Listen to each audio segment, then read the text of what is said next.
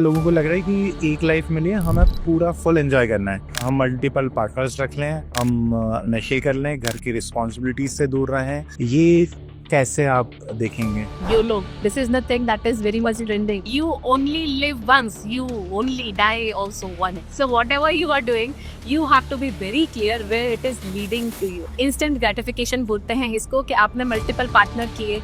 Do you realize what kind of sexually transmitted diseases you might getting yourself exposed to? There is a reason that we have switched. वरना पहले हम polygamy नहीं थे ना. Why have we switched from polygamy to monogamy? Because ये over period of time ये चीज़ साफ हो गई है कि घर में शांति के लिए, घर में आगे बढ़ने के लिए, ग्रोथ के लिए, सेल्फ ग्रोथ के लिए, बॉडी ग्रोथ के लिए आपका जितने कम पार्टनर्स हो उतना आपके लिए बेहतर रहता है. It's an exchange of energy in terms of anything. So if you want to grow in all the spheres of your life, you need to have less and less people involved with you in your life physically. Physical intimacy is something that a person has to be very clear. You cannot have it with multiple people. पहले के ज़माने में हम देखते थे जब गुरुकुल में व्यक्ति जाता था तो उसको जब 25 साल तक उनको बोला जाता था किसी से संबंध नहीं बनाएंगे. रीज़न यही रहता है. आज भी ओलंपिक्स में इस चीज़ को मना किया जाता है that why you are at Olympics you will not be having relationships, sexual relationships during the time of the games. Why? Because it takes away your energy. You will never have a good performance, whether it is in your studies, whether it is in your.